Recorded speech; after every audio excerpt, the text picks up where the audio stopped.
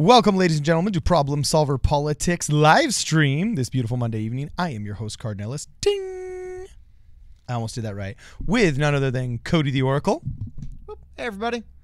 And looks like the Humanity Forward group campaign movement, shall we say, has had yet another victory, with one Jermaine Johnson getting one step closer to victory. He, of course, is one of those candidates on the UBI what? Let me know if I'm wrong, Chad. I haven't found any confirmation they've called anything yet, and there is some controversy, which might lead them to dragging it out for calling it. But yes, it looks like he will win. I'm just saying, he's got enough of a kind of an overwhelming margin. Yeah, but what if they say we don't know if that's because of the bad ballots? I'm just saying I haven't got confirmation yet, and there is some reasons why they might pull some baloney and hold off on calling for a day. Is all I'm saying. Cody brings up a good point. Although it is safe to say that it's a step in the right direction, shall we say, for the Humanity Forward movement.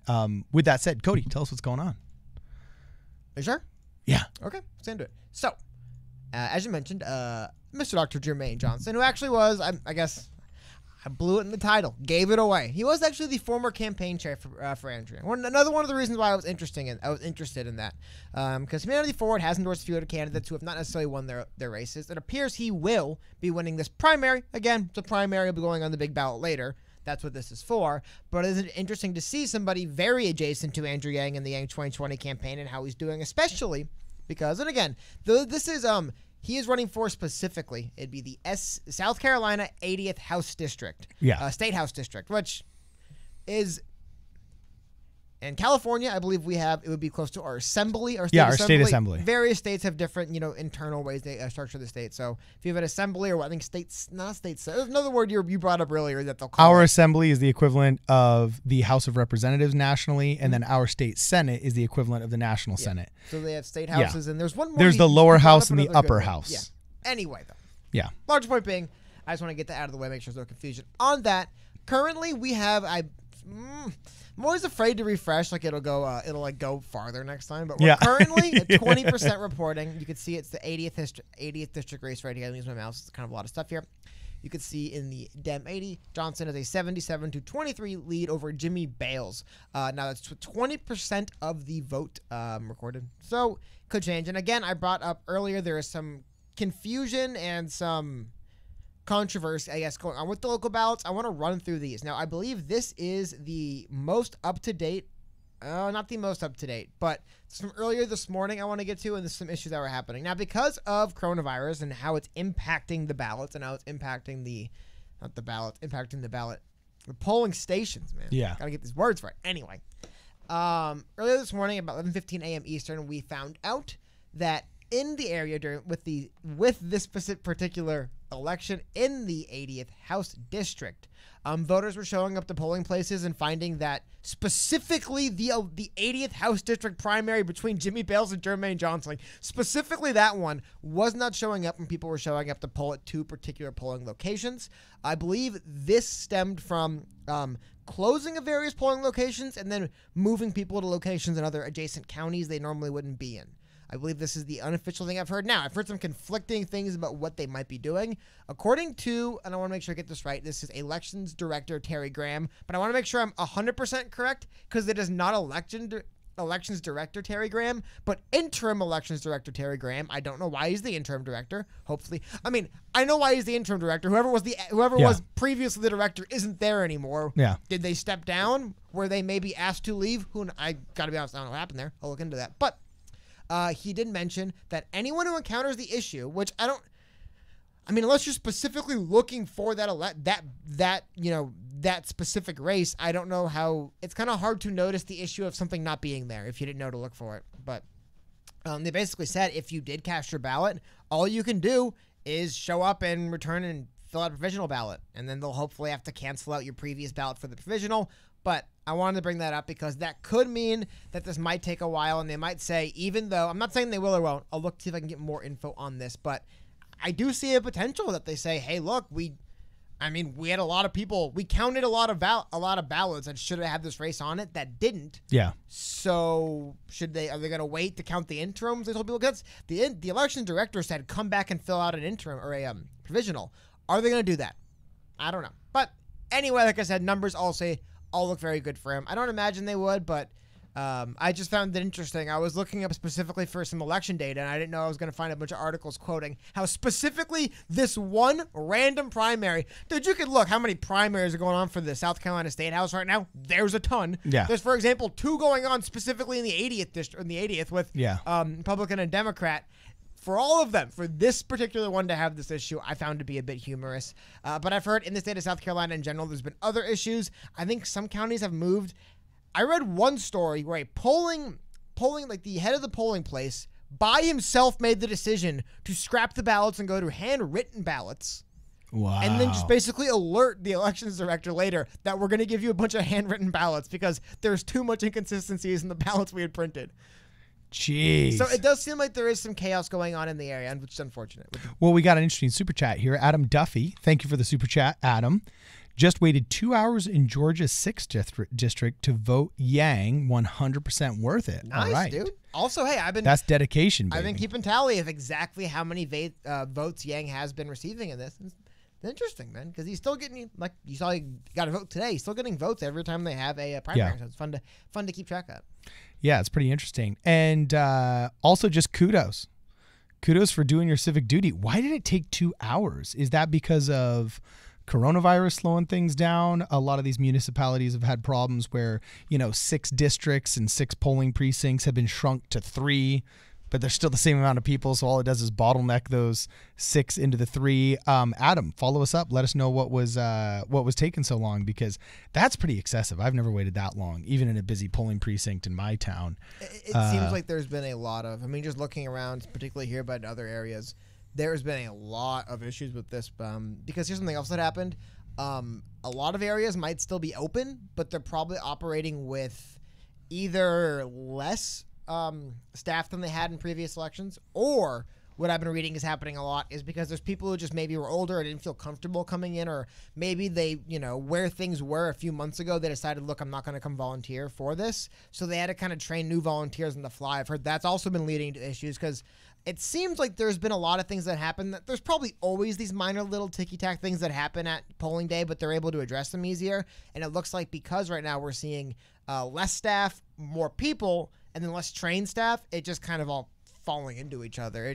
What are the odds? Look at this. These are the various races going on specifically in South Carolina for the state house. It's crazy. This is all of them right here. It goes all the way down to the 124th district's Republican and Democrat election. There's a bunch of these. Just the irony of course, right? Yeah. Like the one that we go to look for that involves Andrew Yang's Humanity Forward. He's former campaign director, and then a Humanity Forward endorsement. Of course, that's the one with some level of drama and controversy going on. But it does look like because there was a few hours there where they were updating the polling data for like every other district but that one. And I was worried, oh no, are they going to just not tell us anything? The fact numbers are coming out does lead me to believe we're not going to get the delays I said. But I don't know. I have no inside info, just using my noggin. I could see them saying we have a lot of discrepancies. You might want to just count again really quick. But so we got some inside info. Big. Okay, cool. Adam Duffy hit us with another super chat. Thank you again, Adam, saying our district is super bloated and gerrymandered, and we had only 3 working booths. Okay, so it seems like similar to many other municipalities, I'm sure due to coronavirus, there were only 3 working booths. Interesting. Well, welcome to the world of super bloated and super gerrymandered districts. We voted for these people. What can I say? That's our fault. Well, look at this. Here we go. So This is the latest update coming out of South Carolina. And they're saying the line outside of River Springs Church in Irmo stretched more than 60 people deep Tuesday afternoon around 5 p.m. Voters waited anywhere from 30 minutes to an hour. Dang, man. So they got off early. That sucks, man. How long do you have to wait? 2 hours. Jeez. But anyway, what happened was this is a little microcosm of what we're seeing, and I hope we don't see in the general. And I'm hoping, though, in the general, they'll still have these smaller state elections on the ballot. It could be a mess. But they do mention that the 3 Richland County precincts were combined at the church due to the countywide shortage of poll workers. It took 3 precincts and moved them into one place. How could anyone be surprised that there was delays when they do stuff like that? From the top, right? Like, how do they do that? Just combine 3 polling places into one and say, hope it works. Yeah. Hope there's enough daylight for us to get this thing done with all the people that have been merged into one polling location. But what are we going to do? Callan said he had 2 more polling workers than expected. That's good for a total of 8. 8 polling workers for 3 polling locations worth of voters. Geez, at what point do we just have people that already had coronavirus and recovered from it just working the polling locations? Like, I mean, if you got these immune people already just walking around, why don't we have them doing some of this stuff? I'm sure you'd have at least more than 8 stepping up to volunteer within a 30-mile radius of that polling location. Anyway, Inferno 234 asks a really interesting question. It says, how do we get rid of gerrymandering? Is it a federal or state policy that needs to be enacted? Well,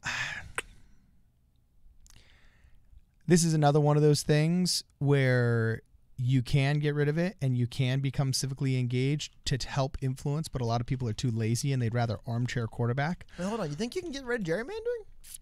I mean, like when you point it out, call it gerrymandering and say this is the thing called. But can you really get away with them just redistricting in ways that benefit someone or benefit? Well, hold on a second. First off, you have to put on your big boy pants and be big time adults about this conversation. What does it even mean? And some people that like this happens on both sides. A lot of people around here, for example, say, oh, this is a gerrymandered Republican district, when in reality, no, it's that it's one of the only semi-rural and suburban demographics where a lot of working class people and business owners live that trend generally Republican. And these lines were actually drawn by Democrats who wanted to isolate all of the Republican votes into one area so they could dominate in the 3 surrounding it and have a majority in the House. So you can be on the team that is gerrymandering and is generally winning while living in a losing district, if that makes sense.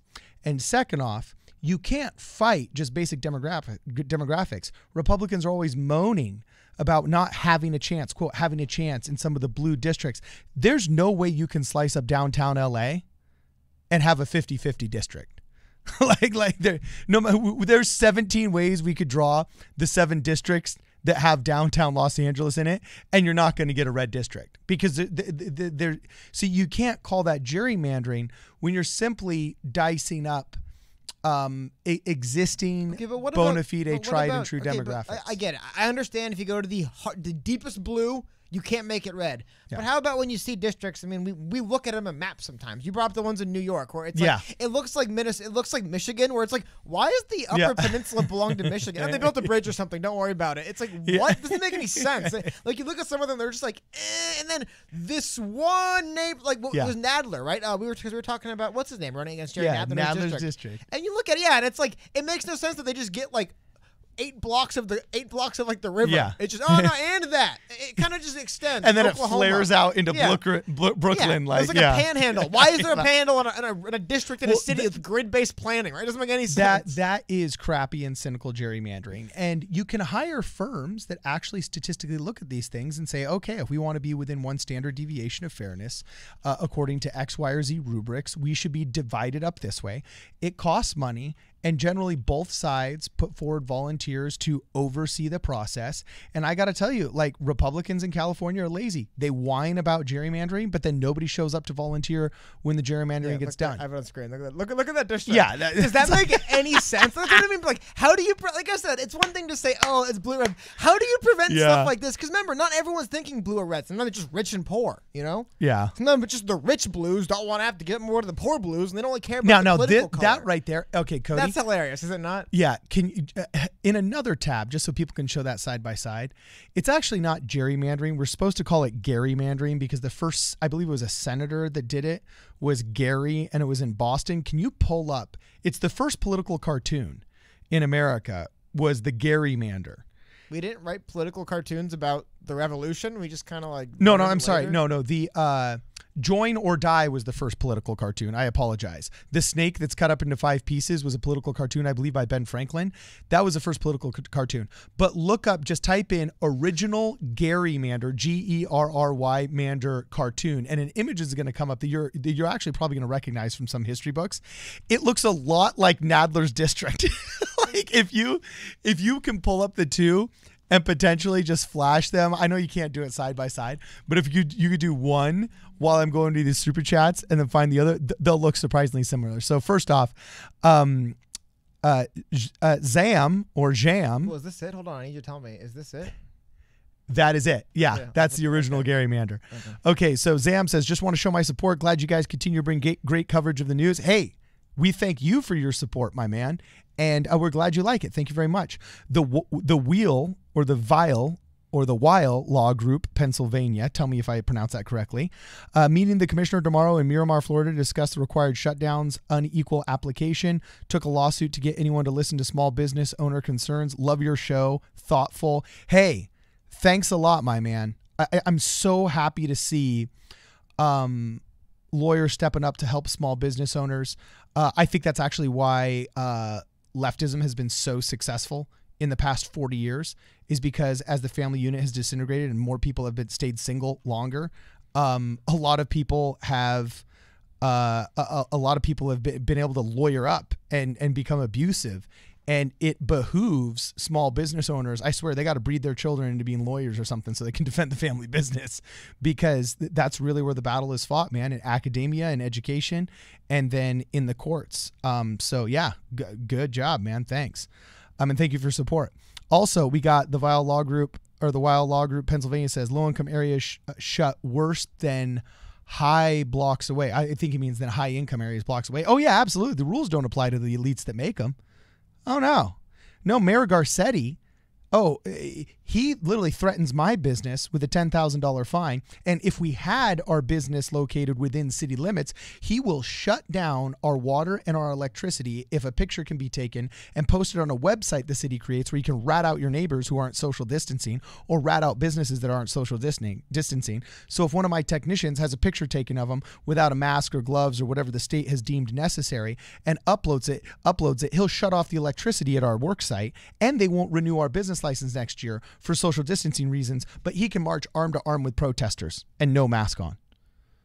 Nothing happens to him. I don't have to worry. I don't have a way of shutting down City Hall's lights, shutting down his business. Dude, I mean, how about he's a total hypocrite. My favorite is that Bill de Blasio will have his cops kicking the heads of Jews in if they dare to worship at the wrong time in his city. It's the weirdest thing, man. Like, you talk about, it's just like, what a weird group of people to specifically have stronger laws against another. Anyway, let's get to the last couple super chats here. Gunless Dan says, my sister lives in a native reservation in North Dakota, and they were just told that they might not get to vote because of their tribal IDs. What? Oh, that sounds like a lawsuit on steroids. Yeah. Somebody take that to court, man. And, I'm going to butcher this name. I apologize. Pradihama Agarim, $5. Cody and Cardin, what do you guys think of Breuer's chances against Booker and McGrath? What a bloodbath. 3 people running against each other in primary with national endorsements and money coming in. And then we'll get to that in a second because I want to get to this cartoon so we can get back to clean the screen off. Law Group says PA equals professional association, and wow. There we go. Thank you guys very much. And I really quickly want to get to this because you brought this up and I didn't move the screen around so we could see it a little bit. So, as you brought up, on the left-hand side is the actual New York 10th District. Currently, Jerry, he didn't draw the district himself. We're just saying that he's the name you would know, but this is the 10th District of New York in the Federal Congressional District. On the right-hand side is the political cartoon you alluded to that was actually drawn to highlight what gerrymandering looks like. And yeah, when you put them side by side like that, let's see if I can blow it up a little bit more for you guys. It is a little bit crazy. It's a little bit crazy there. Let's make it a little bit bigger so you can see a little better. It's on one side you have the cartoon of what it looked like when people do it. Left-hand side, 150 years later? How long ago is this thing from? You have the exact same thing happening. It is crazy. But it's almost uncanny how Nadler's district literally looks exactly like the original Gary Mander. Yeah, hey, that's New York City for you, man. Like I said, Nadler. Well, this was Boston, I believe. See how Salem's on the bottom of the Gary district? I was saying for the current one we have today. Yeah. But yeah, that you're seeing it today in New York City, man. And again, I wonder. I gotta be honest, I'm not exactly sure who was the person who actually made the call to draw it like that. Because I mean, before we move on for a second, you can see just to the point of gerrymandering, right? You can literally see. I'll zoom it in so it's closer. This gets to the width of like a city block just so it can work its way down to the other pocket they want to attach to it. Like how you could say that's not and again, how do you get rid of that though? You can call it gerrymandering. How do you get rid of this very, very specific and deliberate? I think districts should be drawn very non-deliberately. And then I think they should be maybe gone back through. That's something maybe you can fix it. But then you're going to have people that just happen to get screwed because of it, right? Like basically just take like a cookie cutter and say, this is what districts look like. Some will be bigger, some will be smaller. Because if they do try to force him to work, I mean, it goes across the bridge. Like I said, it literally is the upper. And it's the same thing. They just took two things that aren't attached, said, well, there's a bridge, so we're going to say they're basically attached now. Yeah. What? Yeah. So I'm going to catch up on some of these super chats. Keep them coming, guys. Thanks a lot for all of your contributions. My Melanated Scope says Chicago cop had a 3%er mask on during protests. Okay, I mean, this whole 3%er argument, it's interesting. I actually looked into it. And I've been on some of their forums and whatnot. Basically, correct me if I'm wrong, Cody, isn't it? It basically derives from the claim that 3% of patriots in America were those that rose up against tyranny from the crown, and that some people say 4%, some people say 3% of a population needs to endorse an idea and fight on behalf of that idea in order to cause a revolution.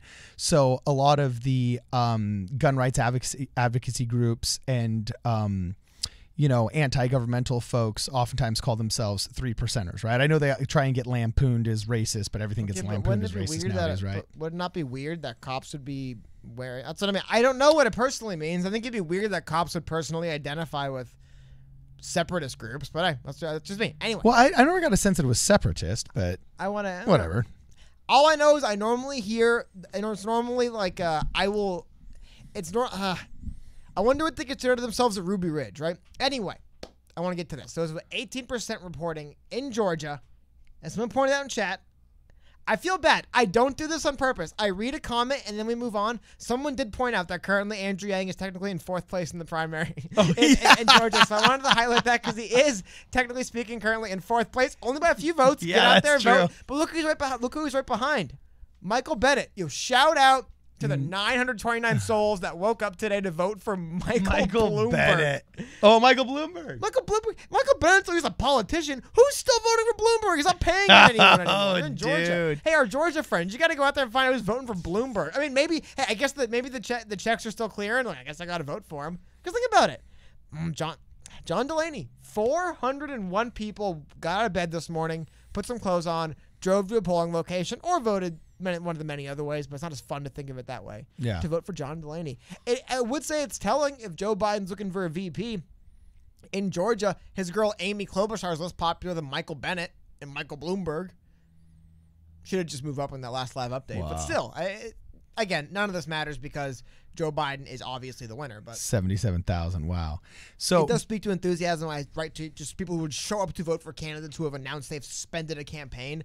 I think this show you the most enthusiastic supporters, and you can look and see that Bernie Sanders actually got 10% of the vote 10% of the vote when he announced that he had suspended his campaign. That's kind of interesting.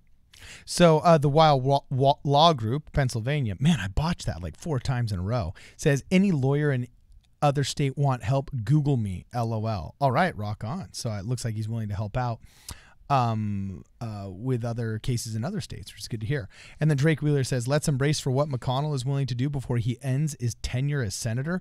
This is what's really interesting. People gave flack to Clinton for this because he did it early in the news cycle. Usually presidents wait until like midnight the day before they leave office to pardon like a bunch of people. All the people the special interest groups have said need pardoning and stuff like that. And it's always been kind of a tradition almost, I would say, that the day before they leave the presidency, there's all these presidential pardons that come through that were too politically incorrect to do, during the rest of their presidency. Barack Obama didn't get any flack for the horrible people that he pardoned, but Clinton did get a bunch of crap. I remember as a kid, Clinton getting a bunch of crap, and then Bush got a bunch of crap for people he pardoned. I'm curious who on earth Trump is going to pardon on the last day of his presidency. What? I'm just wondering who's going to get those pardons. Trying really hard to get pardoned. I know that. What'd you say? The Tiger King guy's trying to get pardoned. Oh, will he pardon the Tiger King? I really doubt it. I don't know why you would. The guy looks like he's go get Carol Baskin. I know, but he looks like he's actually I mean, what do you know? Maybe he did actually try to kill somebody. It definitely seems like he isn't the greatest person. So it'd be a weird, that would almost be equivalent to like endorsing or not endorsing like what, should he pardon Harvey Weinstein? Should he I guess I don't know if R. Kelly's actually been prosecuted for anything, but what, should he pardon R. Kelly? Like, I don't know. I know, like, who's left to pardon? I'm just saying, when there's been a massive media campaign highlighting the crimes of a various individual, like documentaries, like a viral TV show that just literally showed you this person go out there and do some of these things. I guess he didn't show him try to kill Carol Bass, but you know, they get people admitting to some of the other bad stuff he did. I don't know, man. That'd be a weird one. Again, that would be like pardoning R. Kelly if he actually got charged, or not charged, or sentenced. Because I think R. Kelly's technically never. Has he ever lost a case against the state, R. Kelly? Has R. Kelly ever lost I think he's a free man still, right? I don't think he's in jail. You know, actually, I got to tell you, I don't know. Let us know, Chad. Is R. Kelly still out there? Yeah, what's up with R. Kelly? I just remember he had that I'm fighting for my sorry. life I wanted to interview. get back, but 1 second. I Thank you. To our super chat again from, I'm going to butcher your name again. Pradiyuma Agaram said you spent 2 seconds. I apologize. I didn't want to get back to that. I was trying to just run through everything else quickly. So thank you for reminding me. I really apologize. We spent more time talking about the Tiger King than we did about what poor because I wanted to mention this. So yeah, Pradiyuma. I think it's Pradiyuma. I'll go wrong. I tell you what, whatever I said was wrong because I always get things wrong. But, yeah.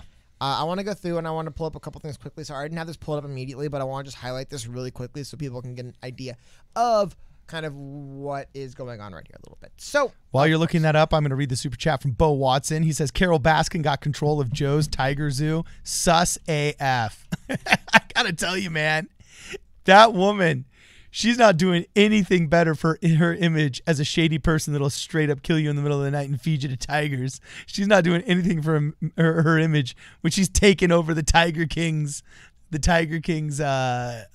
Tiger Zoo. That's just crazy. I'm still shaken up. There's 2 productions that have really shaken me up and just like left me jaw dropped like that when I came out of there. One was There Will Be Blood. All right. That last scene in There Will Be Blood where the guy gets beaten to death with a bowling pin. That was like that. And then also Carol Baskin. Movies, man. Carol Baskin was like, Wah! Anyway, we get Drake Wheeler says, imagine if we can convince Trump to pardon Epstein. What? Not going to happen. Epstein's dead. And I'm pretty convinced he killed himself. And then Bo Watson says, Yang Gang till he drops out in 2024. I got to say, I like that Andrew Yang is still sporting some big numbers. I really like that. And Adam Duffy responds saying, Bo Watson, don't jinx it. So, yeah, pretty crazy. And then, Trump for Yang in the house. Imagine if he pardons Jeffrey. Why he wouldn't do that? That's crazy. Then Epstein reappears and said, just kidding. That corpse was just some poor dude in the jail. Never say never, peeps. LOL. It's pretty funny. I got to tell you, at this point in American history and time, anything is possible. It's like wrestling. It's just an angle. It's like they're always in wrestling have like someone retires or whatever. Like, wow, what an angle to bring Epstein back. Just kidding. Yeah. Epstein back from the dead to take on one more time the U.S. state government. The Lolita Express is now a helicopter. We'll take him away. I do want to get eventually to this because that's a very interesting thing, and I want to talk more about this. So, very much like what goes on pretty frequently. AOC right now would probably be a Democrat. There's something very similar is going on, but she has much less power than Mitch McConnell, so it makes less sense. Anyway, a lot of people are focused on getting rid of Mitch McConnell in his district I wanted to say like 5 different states. It's Kentucky, right? Yeah. I don't know why. In my head, as I was saying Kentucky, I'm like, no, it's Arkansas, and that's not right at all. Anyway, here's my point. A lot of people are running for this. Now, Andrew Yang and Humanity Forward have endorsed and thrown their weight behind Mr. Mike Breuer. We've talked about him a little bit on our show before. I still want to get an interview with him. We're trying to get like 3 or 4 interviews put together with some of these candidates right now. However, he's not the only one running. Amy McGrath. And I believe they're both military veterans. Sorry, I think, no, because there's another third candidate we're going to get to. There's so many people running as military veterans right now, which is cool to see veterans running for office this much, but it's hard to keep everyone on track. Anyway, both Amy McGrath and Mike Breuer are drawing a lot of attention. Like I said, Humanity Forward is not based in Kentucky, and they're looking at this. However, you see a third name on there. That is Charles Booker. Now, here's the thing. Charles Booker, just today, I'm sure you can see this, was endorsed by Bernie Sanders and AOC. I believe both Bernie Sanders and AOC. Interesting. Now, this is what's interesting, too. I mentioned the 3 candidates. We got Amy McGrath, Mike Breuer, and Charles Booker. all three are getting money, endorsements, and probably other infrastructural support from people outside of Kentucky. People who don't live in this area. But this means these are all three big. It's almost ironic. It's a new California 25. But what's funny, not even like that, because it's like, you have Mitch McConnell was a lot of people want to get Mitch McConnell out. There's like, you can look every year, 5 people primary Republicans primary each other to try to run against Nancy Pelosi. You're not going to win. Sorry. It's just, However, what's interesting is that a lot of people think this one's different, because normally you don't get a bunch of money coming in. These people running to primarying other Republicans to run against Nancy Pelosi.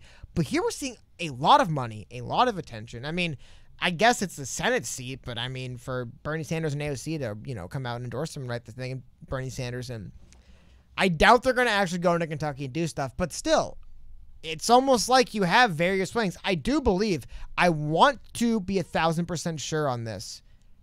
Has Chuck Schumer made his official endorsement for who he wants to win in that seat? I don't know if he has. Because I'll say one thing. Chuck Schumer, according to this Politico article, has been just steamrolling progressives trying to primary his people. Just a savage, huh? Just doesn't happen. Wow. They actually go in here and they mention, I brought this article up because I want to highlight something here a little bit.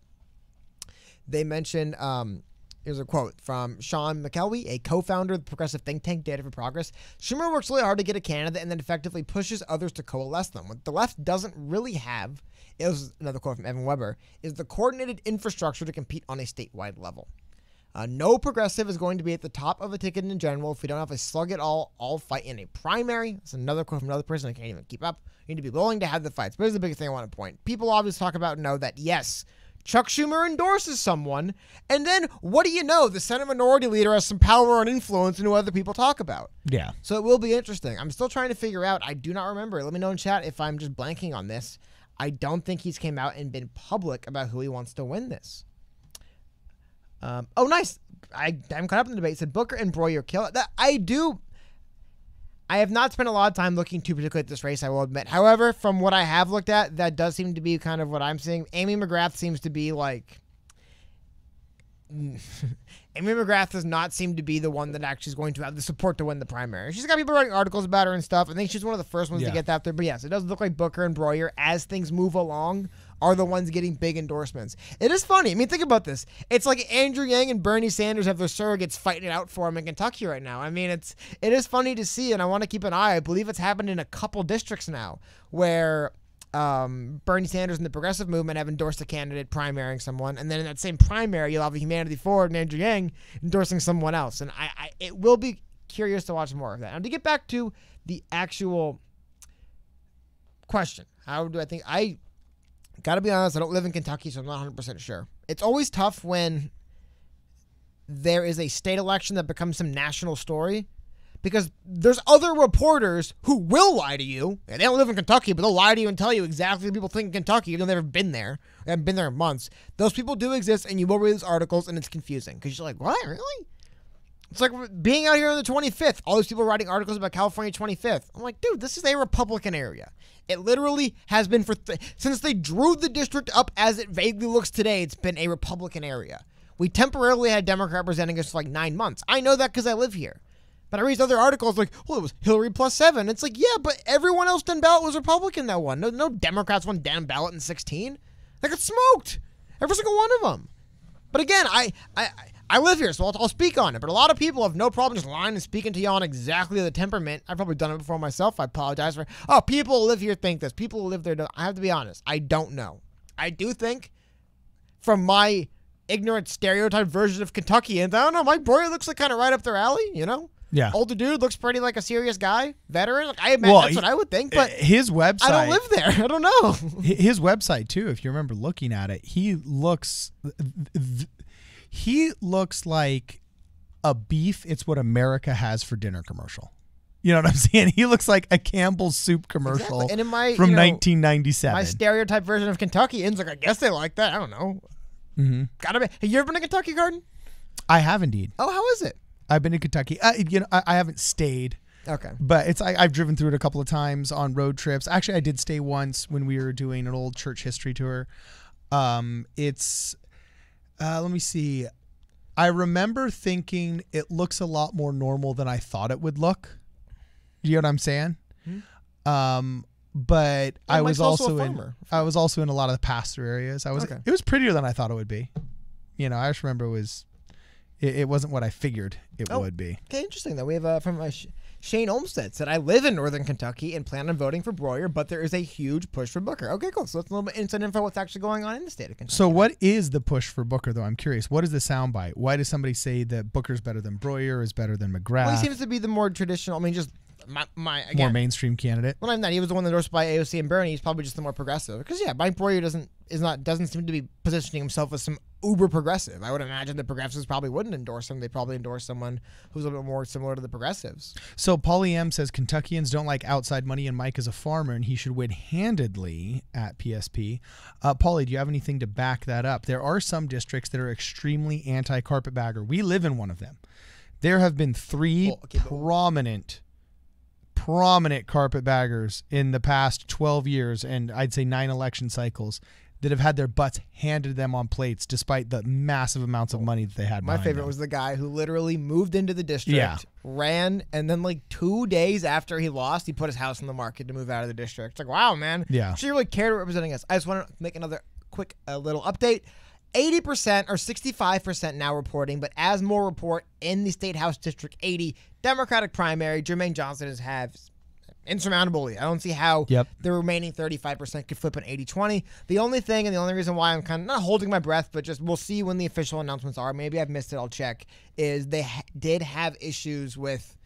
They had issues with literally not being able to vote for this specific race. So I don't know if they'll just do a cursory kind of I don't know, what's the word I'm looking for? Like an obligatory recount just to confirm, okay, yes, indeed, these are the results. But either way, 80-20 looks pretty dominant. It does look like this is going to be one of the, and again, let me know if I'm wrong. I think this would be the first candidate to win an election after being endorsed by Humanity Forward, in that order, I believe.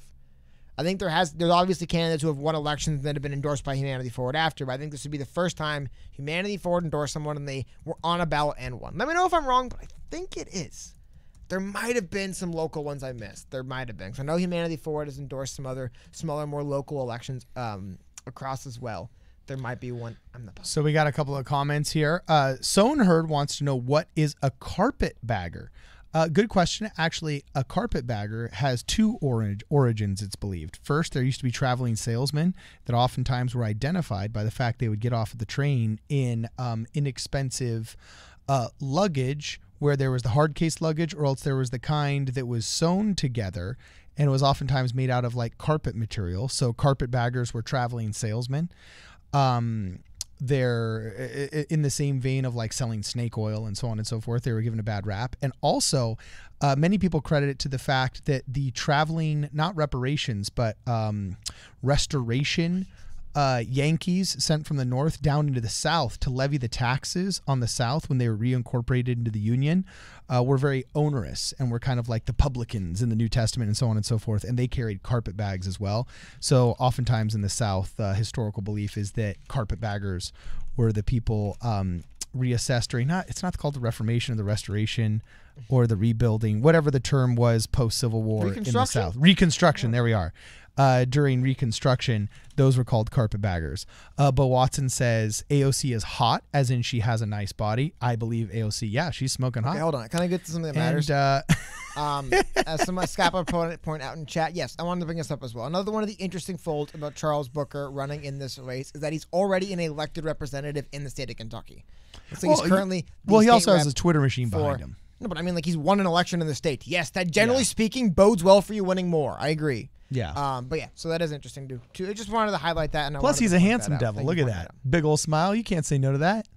You know what I'm saying? I got to tell you, I think good looks mean a whole lot more than talking people about think, the appearance of politicians has really been what you're just and height, man. I'm telling you, the last two sentences. The height, dude. Well, no, height is important, but that's different. Yeah. So, height has strategic importance. You could see over people. You can scan crowds better. You could read some of people's shoulder. That's why I want a world leader that's tall.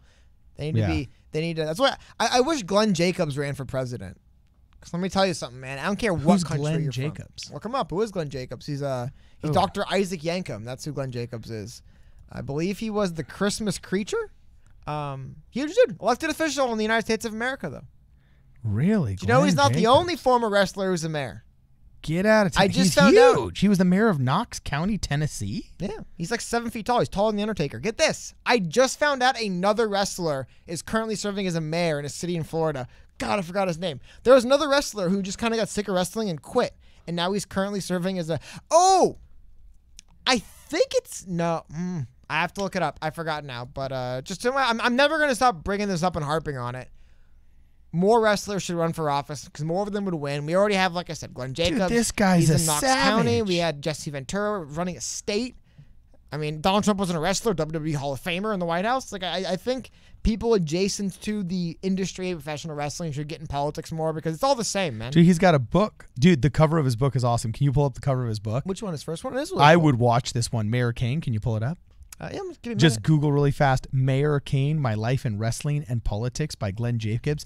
That looks like a movie I would watch and looks strangely reminiscent of, if you remember in the 90s, Devil's Advocate, I think was the name of the movie with Keanu Reeves. Is this a joke? You said this is like an awesome looking cover? That's an awesome looking cover, dude. I'm a big Kane fan. This looks like a joke cover. It looks like a meme cover of what it would look like. No, that looks awesome. I would get that book off the rack. You don't think so, Cody? Yeah, that's what I want on my shelf. I want this. Dude, I would proudly have produced that movie and have that hanging in a wall behind me, dude. That would be awesome. I don't know who in the chat is with me. Do you That think was that's it. Thank you. What? Thank you. Someone brought it up. Matthew Morgan. He is currently a mayor in a city in Florida. And this guy, you want to talk about a dude, I believe, right? That sounded right. Someone just said that, and that sounds right to me. Yes, he's currently the mayor of Longwood, Florida. You got to check out, though, this was not what he looks like now. But I want to show you guys what at one point the mayor of Longwood, Florida did look like. Where is he in the ring? Here we go. Oh, Wikipedia with these pictures for ants. Anyone know why Wikipedia's got the pictures for ants? Where's a good picture of him, man? He was...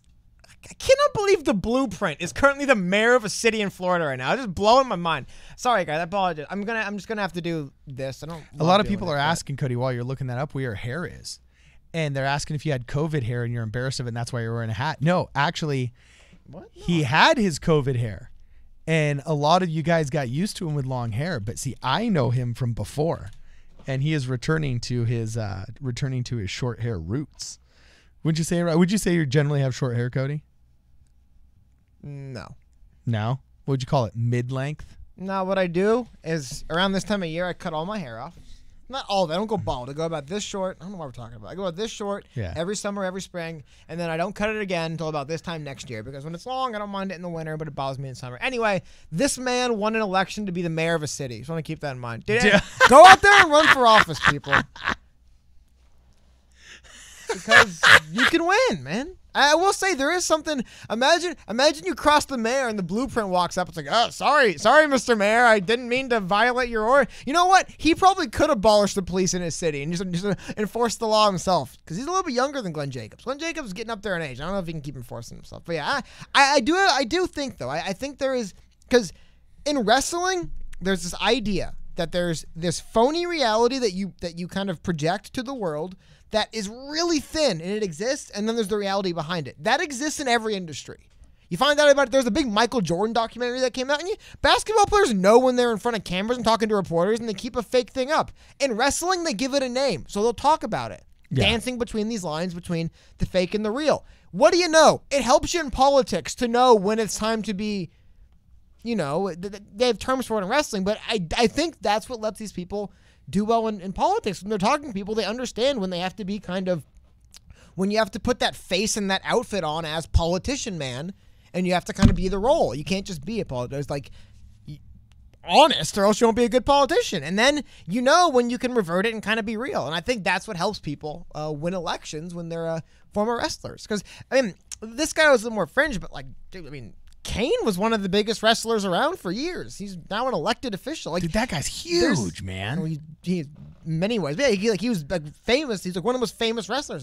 People recognized him. There's other people you look at they're former wrestlers or whatever, but it's everyone knew who Kane was. That was a big thing in the wrestling industry, and he won an election. I don't know why we're talking about this 100%, but I do I do always keep an eye on that. I do think, and I think that's what it is. I think the understanding that there's the two realities at play. There's what's actually going on, when you can actually say in front of cameras, what you can actually tell people, and then the stuff that you can't, but it's still going on. And I think it's a big boon to have that on your side.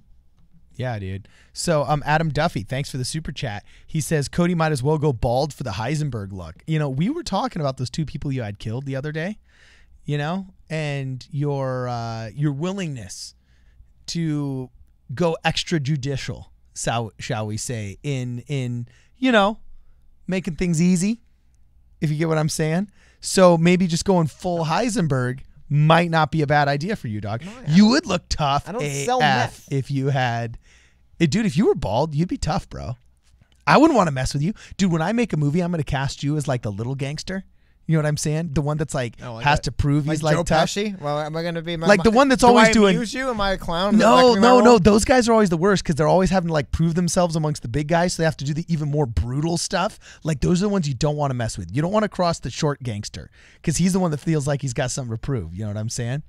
Like Joe Pesci. Yeah, exactly. Yeah. I can tell you what, there's much worse people to be than Joe Pesci. I'm just really quickly. Okay, cool. So it looks like, I'm trying to look around. It does look like, though, in South Carolina. I just wanted one last check. Triple check. There hasn't been an additional, like, there's no more updates of how bad things went voting. So they are counting. And again, yeah, just another really quick show you guys. I haven't seen any more precincts coming in. For anyone just joining, yes, Jermaine Johnson, who was the former campaign chair. Oh, my God. Dude, I got to work on my words. I always forget them. Anyway. And then was endorsed by Humanity Forward. He did, it looks like, take home his primary tonight for the 80th State House District in South Carolina. Now, that means he'll be going on November, the big ballot, up against the incumbent in the 80th District. That's interesting, man. Look at that, though. Only about 2,300 people voted. I mean, that just goes to show you how, I'm not saying that's easy by any means or that's insignificant, but I think it goes to show that anybody that says you can't make an influence, you know, that politics are too big, just forget that these opening races, these starts, you know, you start somewhere and it's only with getting 2,000 people, you know, and to me, seeing numbers like that are just a real testament to the fact that an average Joe can get involved and can try and better his community and become an elected representative. And you just got to start out small. And in some of these races are one with 2,000, 3,000 people. I mean, you have less Facebook friends than that. For heaven's sakes. Like I said, check out this individual's Facebook bio. Husband and dad, 7'3", 318, former WWE superstar, NBC's American Gladiators, The Beast, mayor of Longwood, Florida, Turning Point USA guest speaker. Wow, okay, so I guess it's a conservative. I guess I'm not too surprised that he's being conservative. And a NPC physique competitor. Just saying, man. Dude, is his wife a giant too? Because if he's 7'3", my only point is this. If an American Gladiator, former WWE superstar, and bodybuilder can get elected to mayor, to your point, man, people should go out there and run. You could win. You'd be surprised. Yeah, you might be running against a 7-foot-tall former WWE superstar. You don't know who you're running against, but go out there and run. For local things, I do agree. Local, because to the point, the amount of votes that do come out, you can actually get in front of and make an impact on the amount of people that'll be showing up and voting. That's why it's cool. So I'm glad to see what's going on tonight with Jermaine Johnson because, yeah, like, by the way, apparently he's 7 feet tall, not 7'3". Is he? No, is he padding his number? No, 7 feet tall, 318 pounds. Okay. Ooh, that is massive, dude. Yeah, but I mean, to your point, like, you want to win a primary, yeah, like, oh, I almost closed my tabs. You can't. You can't shake hands and kiss babies for 78, 79, 150, 500,000 people, but you kind of can when you're realistically talking about people voting in your state district in the primary, which again, like how many people is it that were voting for the assembly district primaries out here? You can make an impact. You can look these people on the eye and win their votes over. It's the cool thing about these small elections. You can do that. Only in Florida, the bigger you get, the harder, but the smaller stuff, you can do that. I'm telling you, this guy's deputy mayor. If I were in Florida, I would literally just start a political action committee to donate to this man's campaign. But the requirement would be that he would have to be in a parade with the little singlet that they wear or whatever that had my political action. Also, I do believe flexing all yoked and everything. But it also does sound like, because I gotta admit, I didn't look up the entire background life story of this individual. And it looks like they actually have, according to the New York Times, probably called it for Johnson. I mean, the numbers say it is. But dude, it does seem like to the specific. I'm done talking about Matt Morgan after this. Is similar to where we live. It looks like there's a mayor who's just basically they rotate around the city council reps. And I think he sits on the city council, so it's like his turn. Okay, cool. I believe. Could be wrong, but that's what it looked like when I was looking into it. I don't know how they set up Longview, Florida, but it's probably similar to us. I just thought I heard that when I was watching a YouTube video about professional wrestling last night, and it just blew my mind. I was like, what? Because they're talking about like, oh yeah, you know, he struggled here, he bounced around here, wrestled in TNA for a while, and now he's the mayor of a city in Florida. I'm like, what, excuse me? What? I understand the bouncing around, and you know, he was in various companies, and he had a pretty good run, but they just casually dropped he was a mayor. But the Glenn Jacobs election, I was definitely more interested in. But I wonder if we see more. I don't know. It just fascinates me, man. I do think wrestlers have an advantage in elections that other people don't have because they know when they're Dude, how's this for a work, bro? When they're in front of the camera. They know when it's a work or not. And I feel like other politicians, they didn't spend time defining to themselves what is me going off script and saying what I shouldn't and what is like what I should be saying to stay in character. Politicians have to lie to themselves and pretend it doesn't exist. Wrestlers know it exists. Yeah. They name these things. They get punished for breaking them. And I think it's funny. And hey, Glenn Jacobs is currently what is he? Mayor? Is that what they list him as? But anyway, it's a very large county in a state. Just keep that in mind. It was Knox County, I think, was Glenn Jacobs, right? But I mean, there's a lot of people live in it. That's the only point. Yeah. That's cool. Speaking of work, dude, so I was doing my research on the 3 Percenters, and their website came up on Wikipedia, right? How's this for a promo? We stand for freedom, liberty, and the Constitution. We will combat all those who are corrupt. We are America's insurance policy. That's pretty sick. We are America's insurance policy. We will not see our republic fall. We are everywhere. We are the 3%. That sounds like a straight up like... Sounds like an insurgency group that wants to overthrow America. That's exactly what it sounds like. Dude, but I could see just like this big BA guy coming out with the lights. They should sponsor a WWE character. That was cool, man. I got my blood pumping, you know. It's like, that's intense. Yeah, I guess so, man. You are just, marketers love you, man. Well, you just do what they ask. It's weird.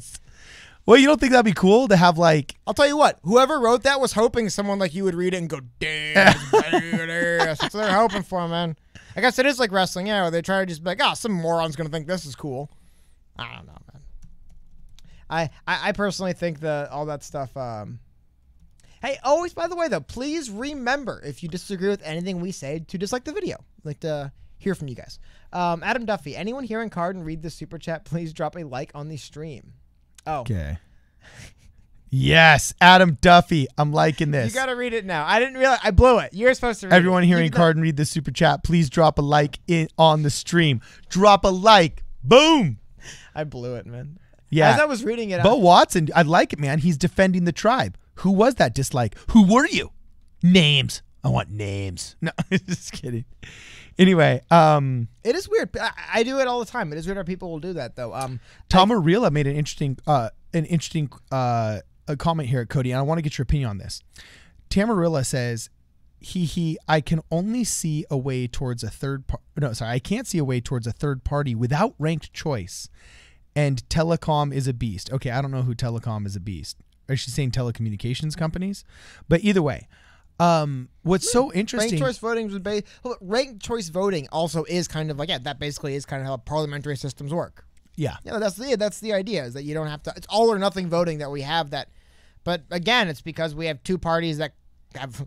Tell you what, ask the Republicans and Democrats to change the rules so it's easier for a third party to run against them and see if they'll let you do it. I mean, yeah, like I don't know who you go to make these changes that isn't registered Democrats and registered Republicans sitting in office representing the Democrat and Republican Party, right? Like, who do you go to ask to make these, except them?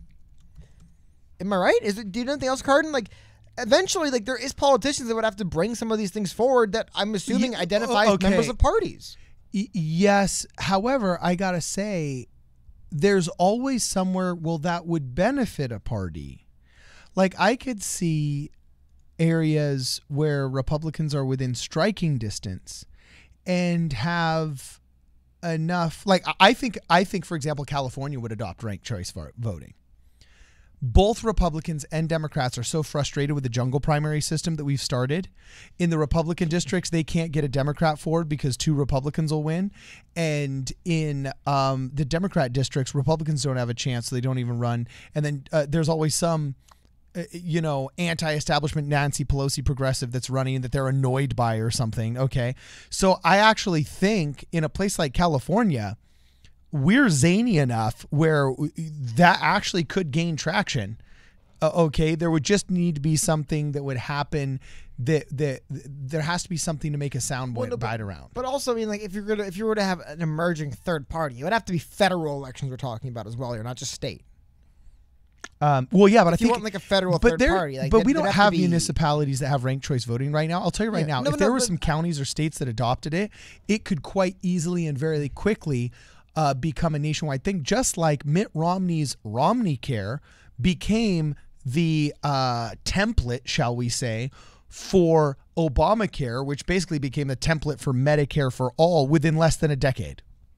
Within less than a decade, this small state became the template for the nation. But that's not what I mean. What I mean is, ultimately, if they were to federally try to change the way we count in attribute votes in federal elections, that would be you could have third parties grow a little bit, but if they're just getting shouldered out of all the federal elections, then president, right, the big one, they don't really have much say in it. Like they could say we do things different for our assembly or our state house and stuff, but how do you do it for the big elections?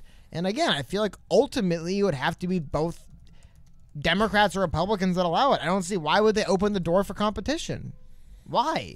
Yeah, it's you're literally a monopoly. You might have open the door to the rest of the market. It doesn't make any sense. Okay, but but see, Andrew Yang was somebody who was proposing a solution like UBI that wouldn't necessarily benefit. Where'd he get? What'd they do? No, but that's what I'm saying. But with prolonged work, I'm not so cynical that I don't think good things cannot happen. I think good things can happen. It won't be easy. But it's not even cynicism. I'm not speaking cynically. I'm just saying this. Imagine you're the DNC. Imagine you're the RNC. Imagine when people go to vote, their vote basically ends up for one of you two when it comes to president, no matter what. Yeah. Or else they can write it in or something, right? But then guess what? The way our system works, a lot of states will just distribute all the delegates and all the electoral votes to the candidate who won the election, right? Yeah. Why would you, as the DNC, as the RNC, as a body, as an organism that wants to protect itself, say we should get rid of this system and help open the door for a new one where we don't get to run things like this? Why would they do that? Why would a mining company say, I want to petition for rights to open up for more companies to come in and mine where I mine? Why? Why would they do that? Yeah. I'm not saying right, wrong, should or shouldn't. Why would that happen? Why would the Democrat or Republican Party say, you know what? Maybe if one party gets so much power, the other is like their last, like Gandalf, like fighting off the monster at the end is just like, blow it open, let anybody run. But I just do not see how it would ever be something that will let happen. I just don't see the DNC or RNC saying, yep, we want to give up our power. For basically no reason. No, but I think when people demand things enough and politicians think, wow, I won't get reelected unless I institute this, I think there's power in that. And I've been looking this up at fairvote.org. I don't know anything about this group, and I usually don't like shouting out groups until I see what's behind them, because who knows? Maybe they're just a leftist shell, whatever. But based upon what I see, you disagree with some of the other things. I don't mind the left. Can't stand the leftists. Hey, it doesn't even it invalidates other things they say, even if they bring up a good point. Sucks to be them. Sucks to be that good point. But this group sounds like it's doing at least seems fair on paper. Who knows? Maybe this is just what they put on paper, so their 501c3 isn't revoked. But who knows? Maybe they're a bunch of great guys. I would be curious if you guys know any representatives from Fair Vote to have them on the show, because this is actually something I have wanted to talk about, and we haven't really talked about since we did an analysis video on one of Andrew Yang's proposals about ranked choice voting. But anyway, fairvote.org says ranked choice voting makes democracy more fair and functional. We're not a democracy, we're a republic, but I assume that's what he was going for. It works in a variety of contexts. It is a simple change that can have a big impact. With ranked choice voting, voters have the option to rank candidates in order of choice. Yes, so basically, for example, if there were 5 candidates, you could say, okay, this guy's my first choice, second choice, third choice, fourth choice, fifth choice. And then first choices might get, 10 points. Second choices might get 5 points. Third points, 3 points. Fourth, whatever. And then once you add up all of everybody's choices, the person who is generally the highest on everybody's choices is going to win the election. And that would help because maybe there's a group where this person is always the first choice, but then they can't agree on the second, third, fourth, or fifth. And then for this special interest group over here, this person's their first choice. But for everybody in the first choice, second choice, and sometimes third choice slot, there's this one person who is consistently the most popular and the most desired as a leader. Ranked choice voting, really, in my mind, I don't see a way that it could get heavily abused, and I see a lot of ways that where it could benefit. I always think large choices or large changes, as JFK said, have unintended consequences. I can't really see an unintended consequence right now, but that's why it's called an unintended consequence of ranked choice voting that is too negative. And I mean, even the most conservative dudes like Ben Shapiro are willing to try it out and say, hey, fine, it's a different way of voting, but let's do it. But like, it doesn't matter if it's a good idea or not. Is it possible to get through? I think it would be. Is it something that the Republican and Democrat parties that currently have a monopoly on voters, dude, think of it as a market. They have the complete and total monopoly on voters. You have to vote for them for the president. There's no other legitimate option. Why would they give that up? That's the conversation. Not, is it good? I think it'd be good. I agree. We should have ranked choice voting. But none of that matters if the literal power structure, the literal powers that be, have decided. We'll decide. But if the we people don't want demand it, if the people can demand demand all it kinds enough. of things. How much they get? How much we get when we demand because they're not willing to work that hard to actually. They're not willing to put in what it takes most of the time. How about let's start here? Let's start here. But sometimes they do. Let's start here. Why don't we start with getting third parties in the debate stage for the president? Why don't we start there? Ask the mafia up there, DNC and RNC. Is it okay if we have one of our candidates who's not you guys get his message out on the debate platform? They'll say, hell no.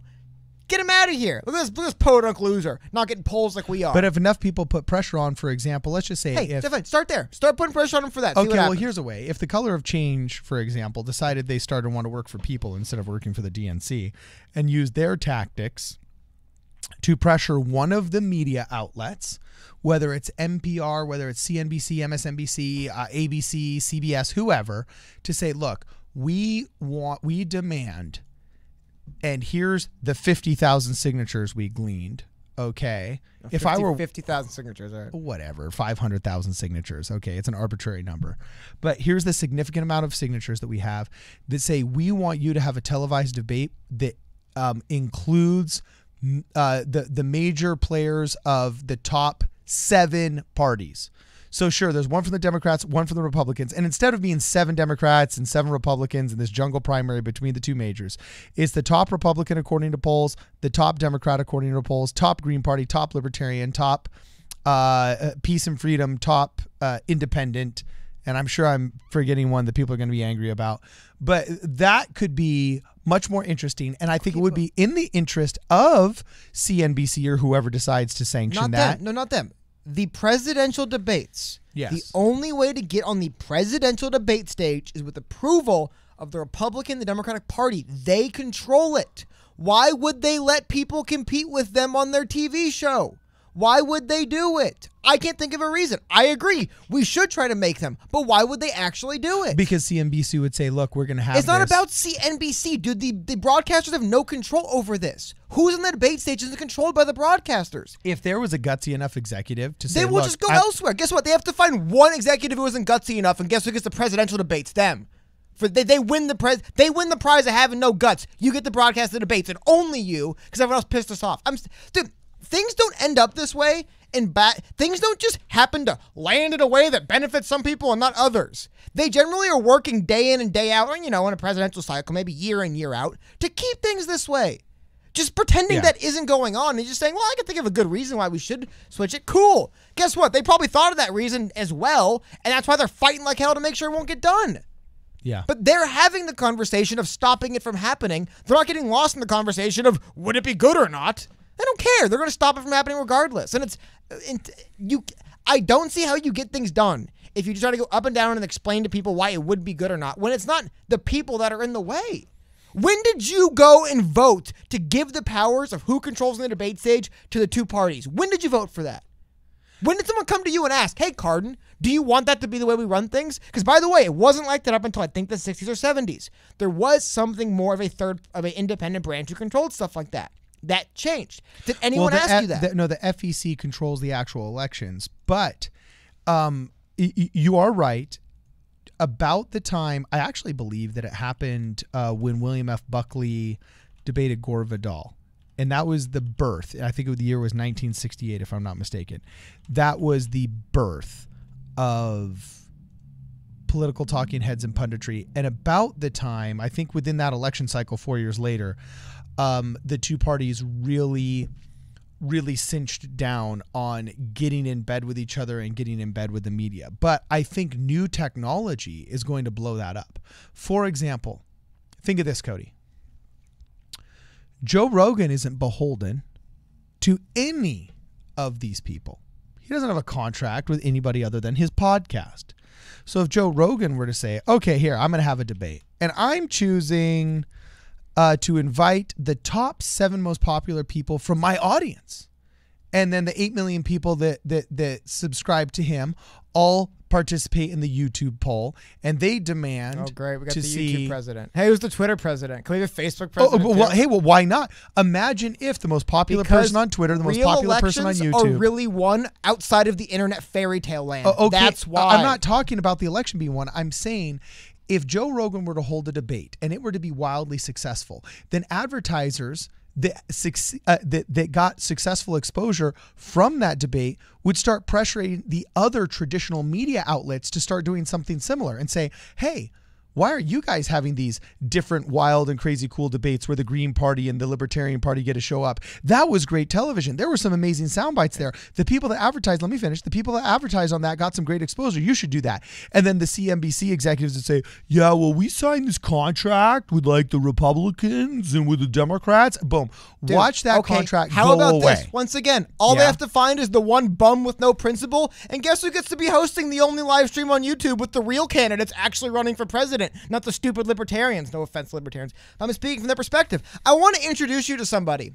This woman is named Janet H. Brown. This is the length of her Wikipedia page. She has been the executive director of the Commission on Presidential Debates since 1987. You ever heard her name? You know she existed? They had trouble finding a picture for her Wikipedia page. What is the Commission on Presidential Debates? It was created in 1987 under the joint sponsorship of the Democratic and Republican parties. The CDP sponsors and produces debates for the U.S. presidential and vice presidential candidates. Why would the Commission on Presidential Debates, created by Republicans and Democrats, this used to be something called the League of Women Voters. That was the predecessor for this. And they decided that sucks because this isn't ran by the Republicans and Democrats the same way it is. So now this woman, again, say hi to her, Janet H. Brown. You can barely see her in this picture. This is an official organization of the U.S., right? It is a nonprofit. Yeah, it's a nonprofit. Exactly. So it's the same thing as if like the Red Cross were in charge of debates. But the thing is, they don't have a monopoly. It's not the Red Cross. It's the Commission on Presidential Debates. It was created. I mean, I like the wording of it. It was established under the joint sponsorship of the Democratic and Republican political parties. This was how they got together and said enough of having people that aren't us on these debates. They don't exist anymore. Okay. If you want to be a debate sanctioned by the Commission on Presidential Debates, which, by the way, you know who decides the Commission on Presidential Debates is influential and powerful? The Republican and Democrat parties, the only two parties allowed to exist in this country at a high level, because they do stuff like this. Again, just remember her. Next time the presidential debates come along and you ask, why aren't there third parties? Why isn't there a Green Party? Why isn't there a Libertarian Party? Janet H. Brown's been working at this since 1987. Yeah. Oh, she worked in the White House for the Office of Management and Budget. I wonder when. I wonder under which administration. Was it a Libertarian or a Green Party administration that hired her to work in the White House? Uh-huh. Was it a Libertarian or Green Party person who appointed her to this, I'm assuming, pretty nice job? I wonder. It's a good question. Are you exposing the Illuminati? No, I'm just saying this. People always get frustrated and bang their hands. Why are things so frustrating? Because, dude, these people are smart. You think the Republicans and Democrats are just going to be fooled because Joe Rogan had a Libertarian debate? Dude, they create. No, I think it would create pressure. They create nonprofits you never even hear about that control this stuff, man. But see, the thing is, Cody, the woman in charge of this, no one even knows exists. So do you think it's not even worth trying because it's not going to change? I think it's worth trying because it is going to change. You change things by electing new people into power. You don't change things by pitching to them why it's a good idea to take up your thought process. Okay, so that's exactly what I said. Is imagine if there was, for example, if Los Angeles decided, and not even Los Angeles, go to a smaller city. What's Well, the hold on, surrounding city? It wouldn't Burbank. be Joe Rogan, by the way, signing off on that debate. You know who'd be signing off on it? Who? Spotify, because they own Joe Rogan now. Okay. Well, maybe before he sold out to Spotify. Exactly. Maybe, I'll tell you, what's the classic saying? You know, if my grandma had wheels, she'd be a bicycle, I guess, man. But, like, that's what we say. These conversations don't get stuff done. Trying to find out who's actually in charge. Okay, so how do we get it done then, Cody? Find out who's in charge. Find out who's funding them and letting them. Find out who put them in charge. And find out who wants to supplant them for power. That's literally how you do it. Who decided Janet H. Brown gets to run this? I like how they leave out in her Wikipedia bio, by the way, exactly which White House she worked for, which president, which admin gave her the job. See, you are a Heisenberg, dog. You got the mind for this, It's man. just, dude, like, these people aren't stupid. They know that they can trick you into arguing on stupid stuff like efficacy. Do you think people in the government worry about efficacy when they put stuff into? Do you think they care? Look at how government functions. Look at how they'll roll something out, let it fail for 40 years, and ask yourself if you think they care about the efficacy argument. If they care about the, well, people might like it better argument. Oh, yeah, people hate us every day. We don't care. Yeah. I'm saying arguing on the term, like arguing on their terms, like, well, I need to convince you. Dude, you have to find out who's actually making decisions, who's actually in charge, who you actually petition to. Yeah, they love to get you just speaking out to the ether on YouTube. Go on and no one cares. Yeah. They don't want you actually speaking to who is in charge of these things. Like I said, who is the person who would decide that we're going to move towards a system that's closer to like a European parliament and we're going to have ranked choice voting across the board? Multiple parties are going to have seats in the state, in the big houses in D.C. Who makes that decision? I don't know. Got to be honest. But find out who they are and find out who wants to supplant them, and that's a good start. It's a much better start than explaining to me, of all like random people, why it's a good idea to do it. Okay. Because, like I said, the government doesn't care if things are good ideas or not. They'll just do them anyway. You have to just put those people in power that will do the things you want to do done. So I mean, correct me if I'm wrong. I've heard very few times where people have made a pitch to a government that's just they're so smart, god dang it, they had to just force the government to bend its will to their own because bang, this big brain, guy with a big brain came waltzing in here and convinced us to change our worldview. These things we put in plan, these things we have meetings of and these joint committees every week, let's shred those documents up because Mr. Big Brain's got a better idea. That isn't how stuff works, man. You want to get stuff done, why don't you find the person in charge and get the shit to roll downhill at them? Yeah. Why don't you replace them? Exactly. How about this? If you want to change how we hold our debates, ask Janet Brown why she won't do it with the Commission on Presidential Debates. Don't try to convince the public it'd be better to have more people on stage. Cool, maybe it would. Convince her she needs to do it. That's what I'm trying to say. Okay. It's not about convincing the public what should or shouldn't be done. Convince the person who does it to do it. Okay, so sorry, right? It just frustrates me that people just unfortunately just chasing their tail forever and getting nothing done because they won't even bother to look up at who is the person not letting it happen. Yeah. So I'm going to be sending an email. By the way, their website is horrible. I'm right now on debates.org, which from what I understand is the Commission on Presidential Debates.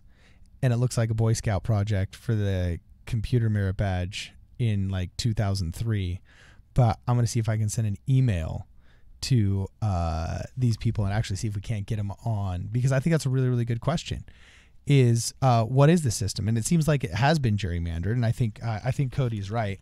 I'm not so cynical about it. I think sometimes it's okay to tell you what, why don't you tag Janet Brown on Twitter? Yeah. Does she even have? For some reason, Twitter thinks when I type in Janet Brown, of course, I don't mean the Harvard admissions. She worked at Harvard admissions and something else. Like I said, her Wikipedia bio is about this long. Pretty powerful person, I'd imagine, unless it's just a total, unless even better, that's just a made up position that doesn't do anything because somebody else actually makes the call. And she's getting like a 6-figure income as a payout. There's no way. Think about it, guys. If you didn't want to tag this person and say, hey, let me see, I'll tell you what, I'll give her some slack. Maybe this thing. In chat, can you let me know, anyone heard in the Commission on Presidential Debates before this live stream and knew that they're who decide? Here it is, though, the CPD. So you can tag them. They have 12,000 followers on Twitter. Tag them and let them know you want to see third party in the debate stage. Because they actually can do something about it. They can charge this stuff. Okay, cool. So, Wisajek Archetype says, Cody, stop being such a negative Nancy. I may be a politician looking for great ideas. What's the problem? Sly Cactus says, "Oh snap, we did it, Bo Watson. It's true. Thank you guys. We did do it. Over 100 likes, 105 right now. Thank you." And we noticed that whoever had that dislike, it went away for a solid 1 minute. There was 0 dislikes, and now there's 2, and now there's 1. So quit playing with my heart. Whoever you are, quit playing with my heart. Disagree, dislike, please. So anyway, Independent Cog also says dislike is the new like. Also, either way, doesn't it not matter, Cody? And we missed a super chat. Sorry. We did? Hit it. I was talking and I missed this one because it is a good point. Thank you. Scappa, $5 super chat. He said the Represent Us video with Jennifer Lawrence did a good job explaining how you can use local elections to fast track federal policy. Worth the watch. Haven't checked it out myself, but I do agree with that fundamental idea of yes. You want to know what else local elections are important for too? Like, where do you think they scout and recruit for candidates for bigger seats? Oh no, it's the minor reps. leagues. Yeah. This is the minor leagues. Yeah, this is AAA baseball. Exactly. It's like they don't just pick people out of hats. They're like, oh, this person won a couple elections for local stuff. They play ball. They say it is because they want to see what you do in office. I just thought that was cool. One last thing I want to highlight too. Speaking of last things, get your super chats out of the systems and final questions. We're winding down. These are the accounts that the Commission on Presidential Debates. They follow 15 accounts on Twitter. Here's all 15. Debate 2020. Michigan. Whatever. Yeah. University of Utah. Well, how many alums? University of Michigan. Notre Dame. But isn't it weird? This is supposed to be a nonprofit organization that controls the debates. Well, hopefully you're running for president from Notre Dame, University of Michigan, and University of Utah. Explo, don't heard of that. Debates International, the Press Photo Gallery, Washington UDL, the Urban Debate League. UNLV? Belmont University, UNLV, Washington University in St. Louis, Hofstra University, Longwood University, and I'm assuming because these are places they've had debates at, that'd be my guess, or places they've thought about having debates with. There's, in all seriousness, I'd be guessing. That's why I was kind of joking about bias. Okay. National Democratic Institute. It's a nonprofit, nonpartisan organization working on democracy. And the U.S. Secret Service. The U.S. Secret Service. Those are all the Twitter accounts currently followed by the give them a follow, guys. I feel bad. The Commission on Presidential Debates gets to decide who, and like I said, they make rules. It's very similar. Dude, remember what they were doing to Andrew Yang when the DNC kept screwing the rules around and what percentage you needed and what polls count and what polls didn't, right? Yeah. The CPD does that for the presidential debates. The exact same thing. They'll say, in our rules, there is a way for third parties to qualify, but they're gerrymandered is a good way of putting it. They're drawn up in a way where, but by those rules, they never will qualify. I mean, I guess technically they could, but look at that. They have 12,000 followers, man. That's pretty hardcore, dude. Nothing. The Blueprint had a couple 100,000. Matt Morgan, he's just the mayor of a city. Well, he's also a WWE superstar, right? But you'll notice he doesn't put former TNA superstar or former Impact superstar on there. But so here's the last question I have. Curious. We're gonna be winding down here in a second. Sly Cactus says, by the way, Card, where is the post in the community tab you mentioned last stream? We're gonna start doing that this week. That's when we're starting to do all of that. I haven't been able to put the first one up yet, but it's coming soon. It's one of those things that's coming soon. Me and Cody are very vocal about the different ideas we have, but sometimes it's easier to talk about them than to get them implemented, or it takes a little bit longer to get them implemented than we think. So that is coming, and it's going to be the cool thing that we get to talk about. It really actually also helps us prep for the show. Cody's like super online. He's a lot faster and better at prepping for the show than I am. So anyway, all right, last couple of questions. It is rich that I tell people, hey, maybe you should petition the people that actually make decisions, and maybe they'll listen to you. And everyone's like, you're just negative. Tell you what, man, have fun playing in the mud. You're gonna get nothing done. Well, enjoy it. Bo Watson's kind of with you. He says if Teddy Roosevelt and the Bull Moose Party couldn't win, nobody can win as a third party. And Diva J461 says the president debates aren't bad. It's the ones leading up to them. Oh, that's funny. And then Adam Duffy says, Nate Dogg, yeah, go Utes. So apparently that University of Utah Twitter account triggered a bunch of Ute fans here, of which is who? Cool. Guess who's a Ute, Cody? I don't know. You've met him. My dad. Oh, very cool. My dad went to the University of Utah. So he is a running Ute. I don't think you're allowed to call them the running Utes now. It's just the regular Utes, I think. So anyway, regular Utes. Thanks a lot for all the... They've been demoted. Yeah, they've been demoted. Thanks a lot for all the love. Benjamin Boyer, sorry, man. He says PSP got here late, but love the show. It's been funny. And Sly Cactus does point out that the Discord looks cool. The Discord is fun. Continue the conversation there. And then one last check for Johnson on screen. 78, 22, 70% reporting. So, yes, looks like it has been called. He has won. And one last shout out from Hank Anderson. Thank you for the super chat. It says, shout out our trend, hashtag Mike beats Mitch that we're pushing at 12 p.m. Eastern, ? All right. Well, I think that's your shout out right there. So it's hashtag Mike beats Mitch. All right. So we're going to see if that starts trending at 12 p.m. Eastern. We'll see. Anyway, thanks guys for all your contributions. Thanks guys for all the super chats. Oh, one last one. Adam Duffy. Hey guys, super glad I got to catch the stream live this time. Go PSP. Yeah. Thanks, Adam Duffy. Thanks for your super chat. We will be putting out those community posts saying, hey, what do you guys want to talk about?